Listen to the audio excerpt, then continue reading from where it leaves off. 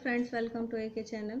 Friends, मैंने आपको पहले सूरदास जी का जो पद था ये पहला बताया था। अब ये दूसरा पद है। इस पद में अभिगति कछु कहत नावे, इस पद में सूरदास जी ने साकार ब्रह्म की उपासना को श्रेष्ठ बताया और निराकार ब्रह्म की उपासना को कठिन बताया। तो इस पद की व्याख्या इस तरह से है।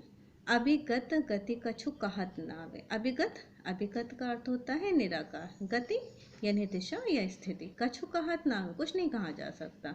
निराकार ब्रह्म की उपासना के विषय में कुछ नहीं कहा जा सकता। सूरदास जी कहते हैं, सूरदास जी जो हैं श्री कृष्ण के परम भक्त हैं।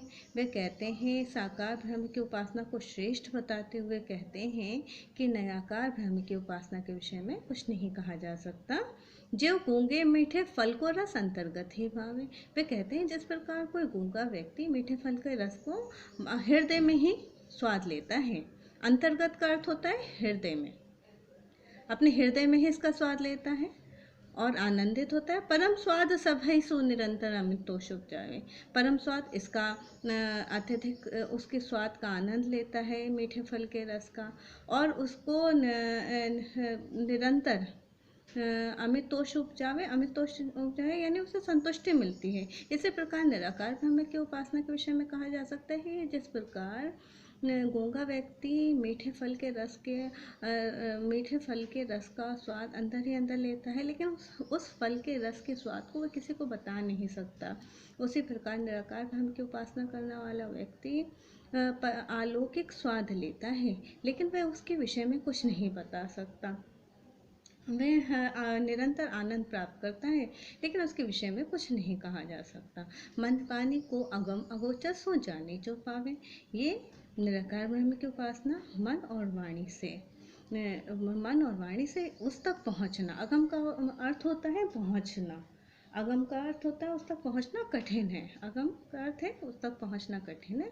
अगोचर जो इंद्रियों से परे है। मन और वाणी से निराकार ब्रह्म की तक पहुँचना कठिन है, और जो जिसके पास पहुँचना जो है वो इंद्रियों से परे है।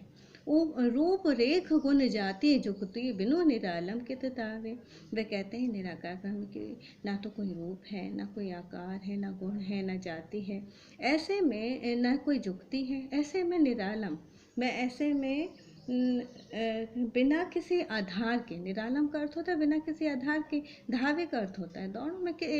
ऐसे में मैं बिना किसी आधार के किधर दौड़ूं। मुझे ये नहीं पता कि उस निराकार ब्रह्म की कोई आकार है, ना कोई रेखा है, ना रूप है, ना आकार है, ना गुण है, ना जाति है, कोई जुक्ति है। फिर मैं किसी आधार के उसकी ओर किधर दौड़ूं। सब विधि अगम विचार है। ये सारे जो बातें हैं अत्यधिक कठिनाई वाली हैं। ताते सूर सगुन पद गावे। तब सूरदास जी कहते हैं कि मैं तो केवल सगुण यानी साकार ब्रह्म की उपासना करूँगा, मैं साकार कृष्ण के पद को ही गाऊँगा। फ्रेंड्स, सबसे पहले संदर्भ लिखना रहता है, जो कि मैं आपको पहले वाली वीडियो में समझा चुकी हूँ कि सूरसागर के पद का है। और फिर इसके बाद में आपको लिखना है प्रसंग। तो प्रसंग क्या लिखना है? सूरदास जी ने श्री कृष्ण के कमल रूपी सगुण रूप के प्रति अपनी भक्ति भावना को व्यक्त किया है, और उन्होंने निराकार ब्रह्म की उपासना से श्रेष्ठ कर साकार ब्रह्म की उपासना को बताया। अब ये व्याख्या लिखना है। इसके बाद में फिर आपको काव्यगत सौंदर्य लिखना है। तो मैंने आपको बताया था कि सूरदास जी के जितने भी रचनाएं हैं उन्होंने ब्रज भाषा का प्रयोग किया।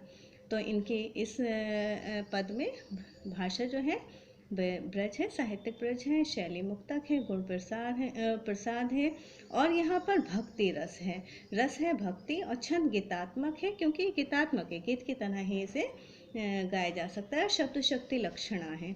अलंकार है, अनुप्रास अलंकार है। तो अगम अगोचर में जहाँ एक समान वर्णों की आवृत्ति वहाँ पर अनुप्रास अलंकार, आ और आ आ गया, ग और ग आ गया, तो यहाँ पर अनुप्रास अलंकार है।